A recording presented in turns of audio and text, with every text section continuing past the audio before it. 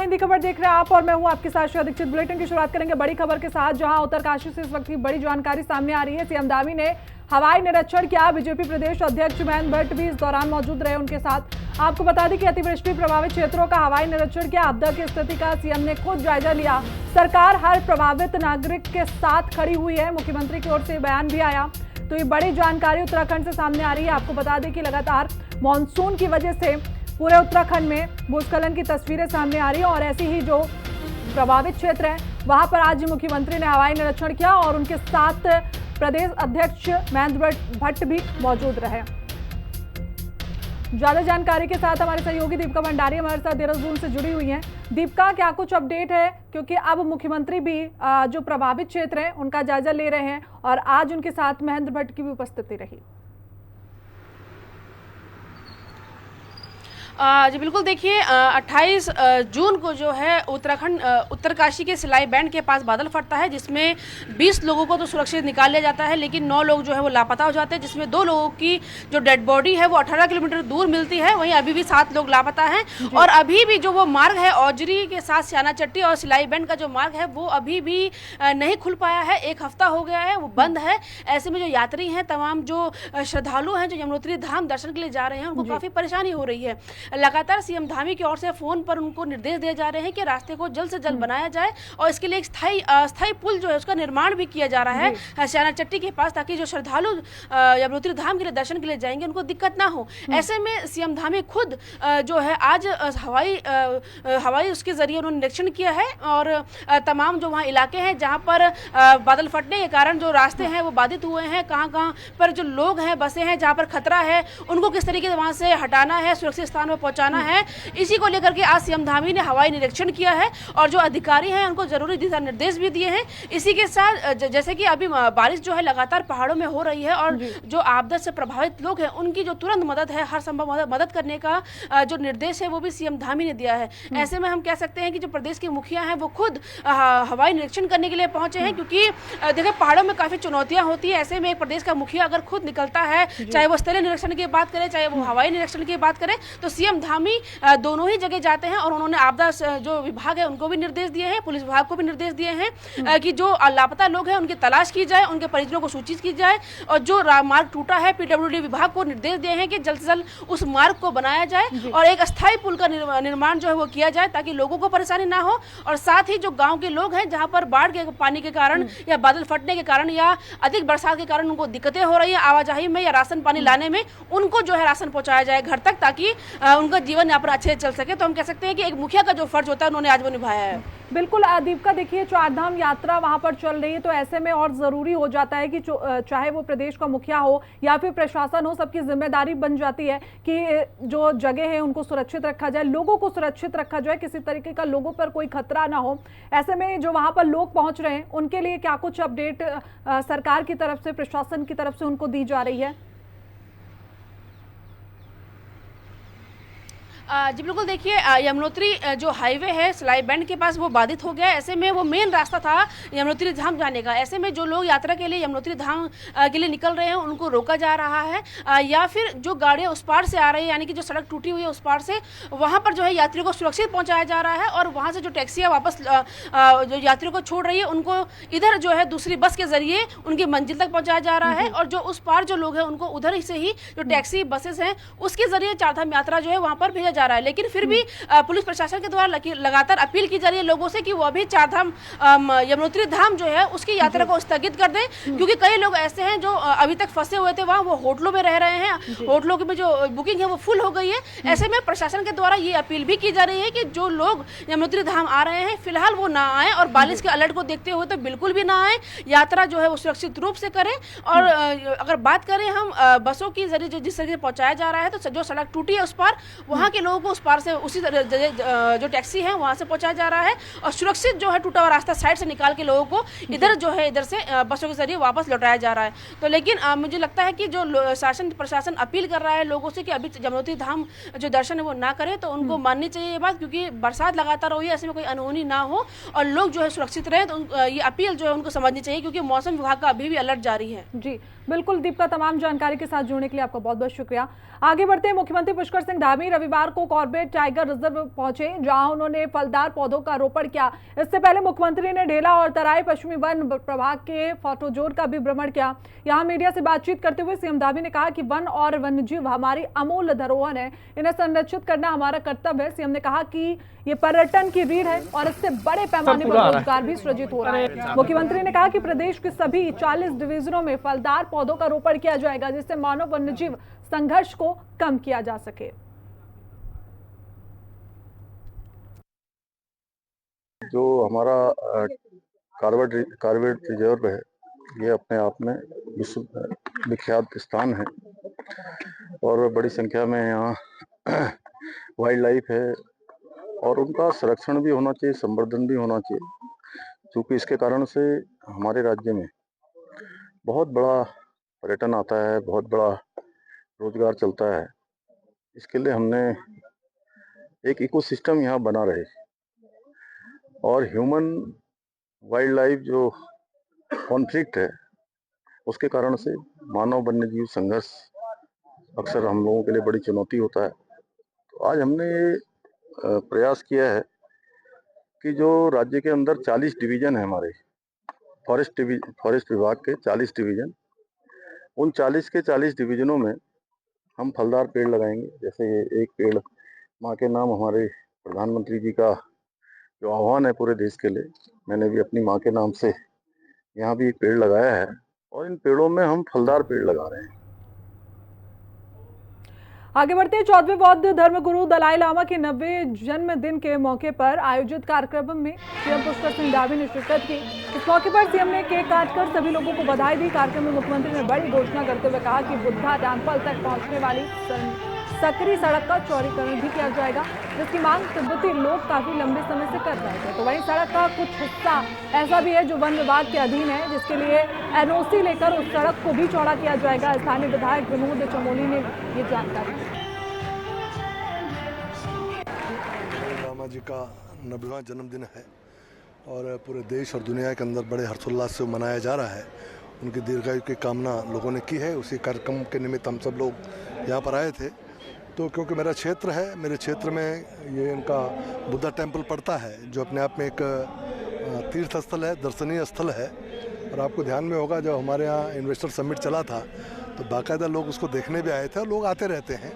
तो उसी को लेकर, थोड़ा उसके रास्ते को लेकर और इसकी जो लिंक रोड्स हैं उनको लेकर मैंने आज माननीय मुख्यमंत्री से आग्रह किया है। तिब्बती धर्मगुरु दलाई लामा का 90वां जन्म दिवस मसूरी में हर्षोल्लास के साथ मनाया गया।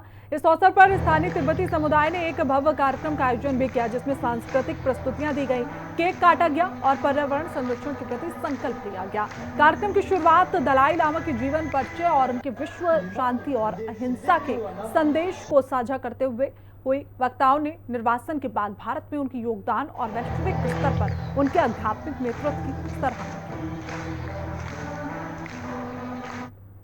पूज्य दलाई लामा जी का आज 90वें जन्मदिन है और पूरे विश्व में जन्मदिन मनाया जा रहा है और ख़ासकर हमारे स्कूल में आज 6 तारीख जुलाई की जन्मदिन पर त्यौहार मनाया जा रहा है और कल भी मनाया जाएगा हमारे यहाँ पे।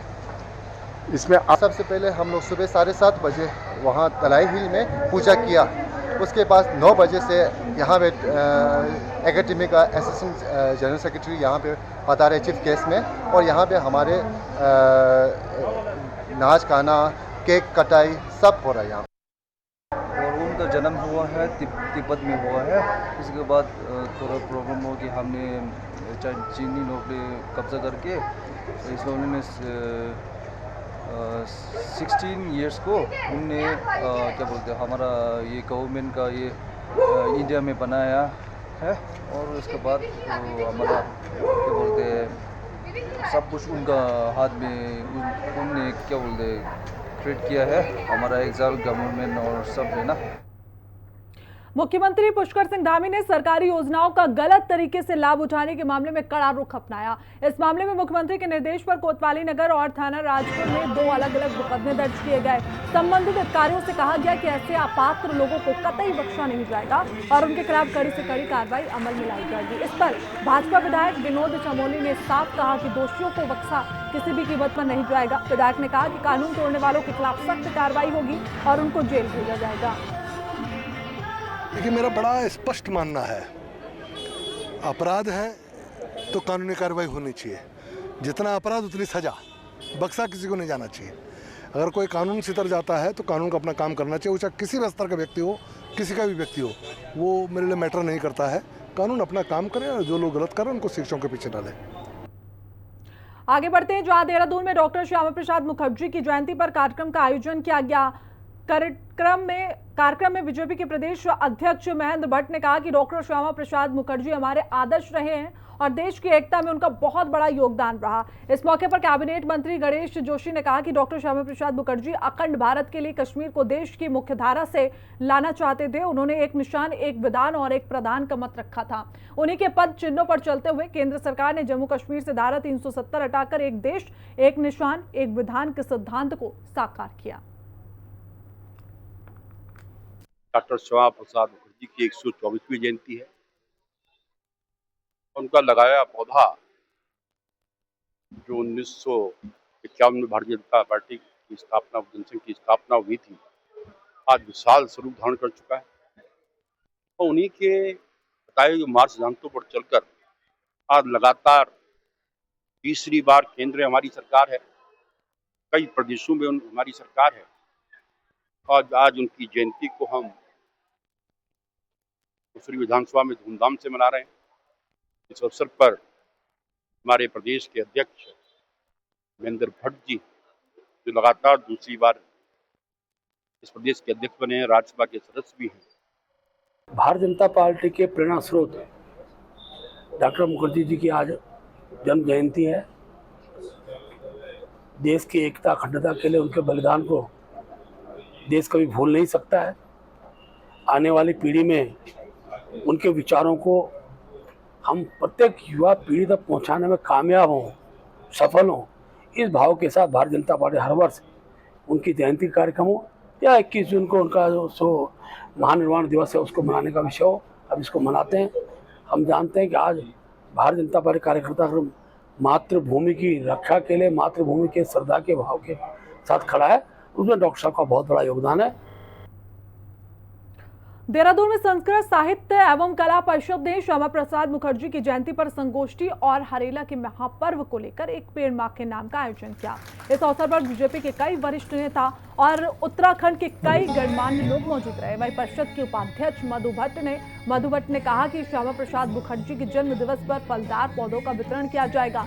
साथ ही हरेला पर्व के अवसर पर भी पूरे साल वृक्षारोपण का कार्यक्रम चलाया जाएगा।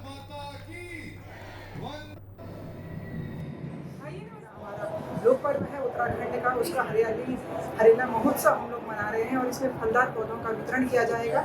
और बहुत सारी संस्थाएं जो हैं हमारे साथ जुड़ी हुई हैं, वो संस्थाएं जो यहाँ से पौधे लेकर जाएंगी, वो अपने अपने घरों में और विभिन्न मतलब जो जहाँ खाली स्थान है वहाँ पर उन पौधों का रोपण किया जाएगा। तो इस प्रकार से पूरे वर्ष भर हमारा चलने वाला जो ये हरेला महापर्व है। पिछली बार भी हमने जो पौधे लगाए थे, इस बार वो फल भी देने लगे हैं। उम्मीद है इस बार हाइब्रिड पौधे आए हैं तो जरूर बिल्कुल ये फलदार उत्तराखंड का एक अलग नाम होगा।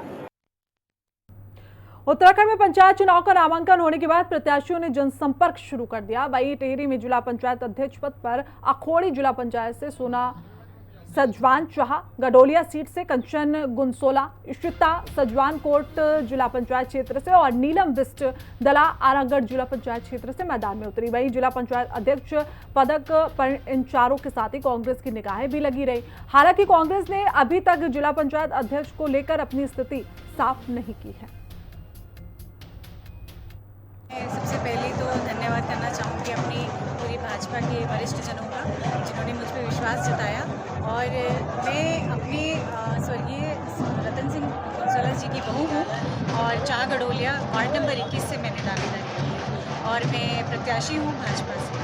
तो मैं उन्हीं के पदचिन्हों पे चल रही हूँ। जैसे कार्य उन्होंने 10 साल जानते हैं, उन्होंने ईमानदारी से कार्य किए हैं और अपने पर्वतीय क्षेत्र में जो भी समस्या हो उन्होंने निष्पक्ष होकर के कार्य करके उनको आगे सफल किया है। हमारे मेन है खेती बाड़ी से लेकर रिलेटिव बंदरों का बहुत अंत तक है और भी बहुत सी समस्या है, सड़कों से लेके, शिक्षा से लेके, पानी की वो समस्या हमारे पहाड़ों में लगातार चलती रहती है।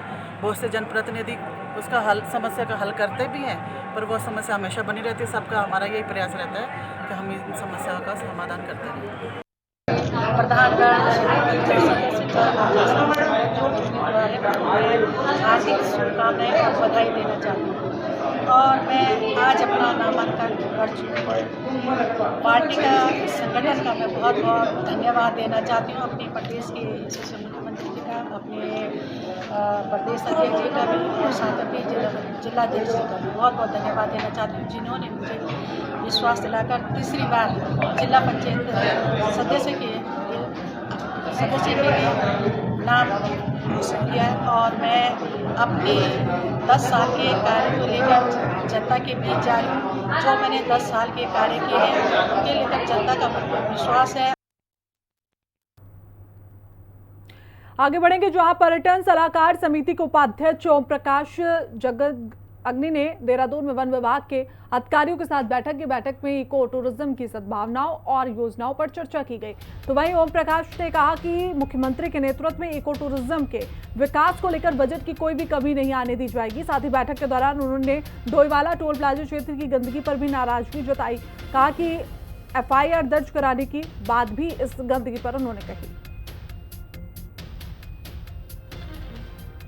देहरादून जनपद की डिवीजन की एक बैठक ली है, जिसमें PCCF श्री PK पात्रो जी और DFO श्री नीरज शर्मा जी और सभी रेंज अधिकारी उपस्थित थे, SDO इनके उपस्थित थे। मैंने इनको कहा है और इनको निर्देशित किया है कि आप एक तो जो जंगलात की भूमि पर अतिक्रमण हो रहा है, जो कब्जे हो रहे हैं, वो आप खाली कराइए और भविष्य में कोई कब्जा ना हो, इस पर आप गंभीरता से लें और इस पर आवश्यक कार्रवाई करें। दूसरा मैंने जो निर्देश दिया है क्या है कि जो टोल प्लाजा है लच्छीवाला, आज मैं स्वयं देख के आया हूँ, पहले मैंने कई बार देखा, आज मेरी व्यक्तिगत रुचि थी क्योंकि मुझे इस बैठक में आना था। मैंने वहाँ देखा इतनी गंदगी है, मैंने वहाँ DFO को बोल दिया है, रेंज अफसर लच्छीवाला को बोल दिया है।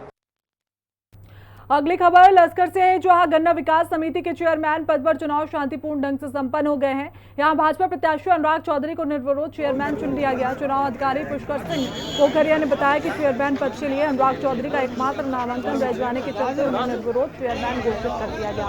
इसके साथ ही अनुराग चौधरी को जीत का प्रमाण पत्र भी सौंप दिया गया। जीत की घोषणा होती ही अनुराग चौधरी के समर्थकों और बीजेपी नेताओं ने ढोल नगाड़े से उनका स्वागत किया। भारतीय जनता पार्टी का बहुत आभार है जी, मेरे को भरोसा जताया। माननीय मुख्यमंत्री जी का आभार है जी, हमारे विधायक जी संजय गुप्ता जी, जिन्होंने मेरे को भरोसा जताया और मेरा साथ दिया और उनकी उम्मीदों पर खरा उतरूंगा। और जो मेरे 50,000 भाई किसान हैं, उनकी जो भी समस्या होगी वो आज से उनकी नहीं है, वो मेरी समस्या है। उनका निराकार करके उनकी सेवा करूंगा और आपका बच्चा हूँ, आपसे सीखूंगा भी। सिखाने की बात तो कह नहीं पाएगा कि सिखा दूंगा, लेकिन आपसे सीखूंगा बहुत कुछ। अध्यक्ष पद के लिए 2 नामांकनों की बिक्री हुई, जिसमें एक अनुराग चौधरी जी ने नामांकन किया, दूसरा अखिल पवार जी ने नामांकन किया। और इसी प्रकार उपाध्यक्ष के पद पर केवल एक श्रीमती सर्वेश देवी जी का नामांकन प्राप्त हुआ, जिस कारण उनको उसी समय निर्विरोध निर्वाचित घोषित किया गया था। और अध्यक्ष के पद पर अखिल पवार जी द्वारा अपना नामांकन पत्र वापस लेने के कारण अनुराग चौधरी जी को निर्विरोध निर्वाचित घोषित किया गया। तो मानसून सीजन शुरू होने के बाद जलभराव की समस्याओं को देखने के लिए देहरादून के मेयर सौरभ थपलियाल स्थलीय निरीक्षण के लिए पहुंचे, जहां उन्होंने प्रिंस चौक में जाम नालियों को तत्काल खोलने के निर्देश दिए। देहरादून मेयर ने कहा कि रेलवे कॉलोनी के पास नाले के निस्तारण के लिए प्लान बनाने के भी निर्देश जारी किए गए। देखिए, प्रिंस होटल जो चौक है, इस पे पानी का भराव हमेशा हर साल होता है और जो वहाँ पे सारे यात्री हैं उनको असुविधा का सामना करना पड़ता है, नागरिकों को असुविधा का सामना करना पड़ता है।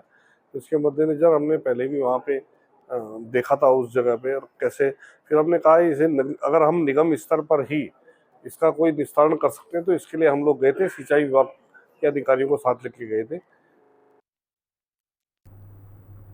लक्सर में महिला की हत्या कर शव बाग में फेंक दिया गया। घटना के बाद इलाके में हड़कंप मच गया। दरअसल लक्सर के शिवपुरी मोहल्ले की महिला से संत नगर निवासी युवक ने कुछ उधार पैसे लिए थे। पैसा न देने पर दोनों में नोकझोंक हुई। वही आरोप है कि आरोपी जसवीर महिला को पैसे देने के बहाने अपने साथ ले गया। महिला के वापस न लौटने पर जसवीर से जानकारी ली गई, जहां जसवीर के बार बार टालने पर तलाश की गई, जिसके बाद महिला का शव जसवीर के घर से थोड़ी दूर पर नलकूप के पास मिला, जिसके बाद परिजनों ने पुलिस से शिकायत की। वहीं मौके पर पहुंची पुलिस ने शव को कब्जे में लेकर पोस्टमार्टम के लिए भेजा। इसके बाद पुलिस जांच पड़ताल में जुटी हुई है। चलिए आगे बढ़ेंगे, जहां उत्तरकाशी में मोरी थाना पुलिस ने उत्तराखंड हिमाचल बॉर्डर से अवैध शराब का जखीरा बरामद किया। वहीं आराकोट सनेल बैरियर पर सघन चेकिंग अभियान के दौरान पिकअप वाहन से 85 पेटी अवैध देशी शराब बरामद की गई। वाहन चालक मौके से भाग निकला। वाहन को मौके पर सीज किया गया। बरामदगी के आधार पर थाना मोरी पर अज्ञात वाहन चालक के खिलाफ आबकारी अधिनियम के तहत मुकदमा भी दर्ज किया गया। चलिए आगे बढ़ते बात रुड़की की करेंगे, जहां रुड़की के मंगलौर कोतवाली क्षेत्र में उस वक्त अचानक माहौल बिगड़ गया जब कावड़ को टक्कर मारने का आरोप लगाते हुए कावड़ियों ने कार पर तोड़फोड़ शुरू कर दी, जिससे माहौल तनावपूर्ण हुआ। वहीं कावड़ियों की मारपीट का वीडियो सोशल मीडिया पर जमकर वायरल हो रहा है। कावड़ी हरिद्वार से जल लेकर आगे बढ़ रहे थे, तभी कार कावड़ से टकरा गई। तो देखिए ये तस्वीरें कावड़ियों और कार सवारों के उस दौरान की, जब कावड़ियों ने एक कार सवार पर कावड़ियों को टक्कर मारने का आरोप लगाया। फिलहाल इसके बाद कावड़ियों ने कार में तोड़फोड़ शुरू कर दी। मामला बढ़ गया। पुलिस वहां पर पहुंची, दोनों को समझाया गया। कार में तोड़फोड़ की गई और कई लोगों के खिलाफ अब इस पूरे मामले में मुकदमा भी उत्तराखंड की पुलिस ने दर्ज किया है। तो आपको बता दें कि कावड़िया वहां से गुजर रहे थे और उन्होंने आरोप लगाया कि कार सवार ने उन्हें टक्कर मारने की कोशिश की, जिसके बाद कावड़िया गुस्साए और उन्होंने कार में तोड़फोड़ कर दी। और मामला बढ़ता देख पुलिस ने वहां पर पहुंची, दोनों को समझाया और कई लोगों पर मुकदमा भी इस दौरान दर्ज किया गया। तो कावड़ियों और कार सवार के बीच में मारपीट भी हुई, जिसके बाद फिलहाल पुलिस ने कई लोगों पर मुकदमा दर्ज कर लिया है। तो ये कावड़ी मार्ग से ये तस्वीरें।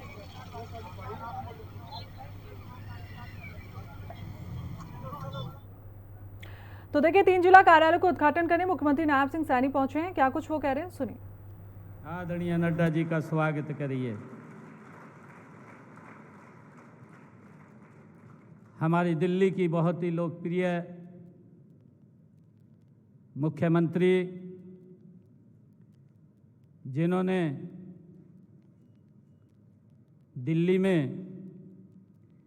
आदरणीय नरेंद्र मोदी जी के नेतृत्व में, आदरणीय जगत प्रकाश नड्डा जी के नेतृत्व में और आदरणीय अमित शाह जी के नेतृत्व में ऐतिहासिक जीत हासिल की है। इनका जोरदार स्वागत। मेरे से हरियाणा वाले पूछते हैं, कहा भाई पहले भी आया था हरियाणा से। मैंने कहा मखा हमारी हरियाणा की बेटी है और दिल्ली के लोगों की अपेक्षाओं के ऊपर ये 100% खरा उतरेगी। हमारे भारतीय जनता पार्टी दिल्ली के माननीय प्रदेश अध्यक्ष वीरेंद्र सचदेवा जी, हमारे हरियाणा के माननीय प्रदेश अध्यक्ष मोहनलाल कौशिक जी, केंद्रीय राज्य मंत्री हर्ष मल्होत्रा जी,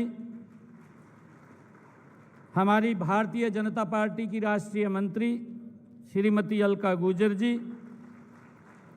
हमारे दिल्ली के सांसद मनोज तिवारी जी, हमारी दिल्ली की सांसद श्रीमती बांसुरी स्वराज जी और हमारे हरियाणा से तीनों स्थानों से जुड़े हुए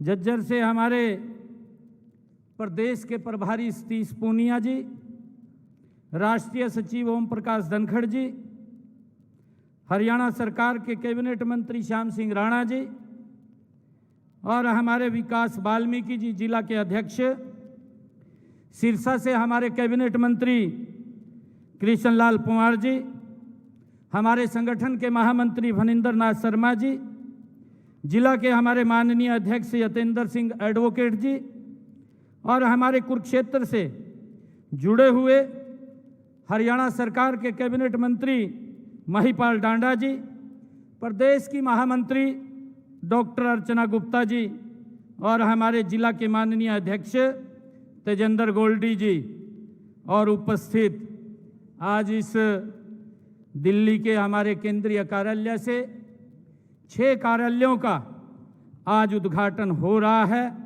इसके लिए मैं सभी कार्यकर्ताओं को बहुत बहुत बधाई और शुभकामनाएं देता हूं। आज का ये दिन, ये हरियाणा और भारतीय जनता पार्टी की विकास यात्रा में एक स्वर्णिम अध्याय जोड़ने वाला ये दिन है। यह मात्र एक औपचारिक कार्यक्रम नहीं है, बल्कि भाजपा को हर घर तक पहुंचाने के संकल्प की सिद्धि का ये उत्सव है। मैं इसके लिए आप सबको बहुत बहुत बधाई देता हूं। और हमारे लिए ये और भी गर्व की बात हो जाती है जब आज हमारे बीच में भारतीय जनता पार्टी के राष्ट्रीय अध्यक्ष आदरणीय जगत प्रकाश नड्डा जी के कर कमलों द्वारा हमारे हरियाणा के जो कमलम झज्जर है, सरसाई कमल है और गीता कमल है, कुरुक्षेत्र के अंदर हमारे पार्टी के ये कार्यालयों का आज जो उद्घाटन हो रहा है। और इसी के साथ बुलेटिन में बस इतना ही। देश दुनिया की तमाम जानकारी के लिए देखते रहिए हिंदी खबर। नमस्कार।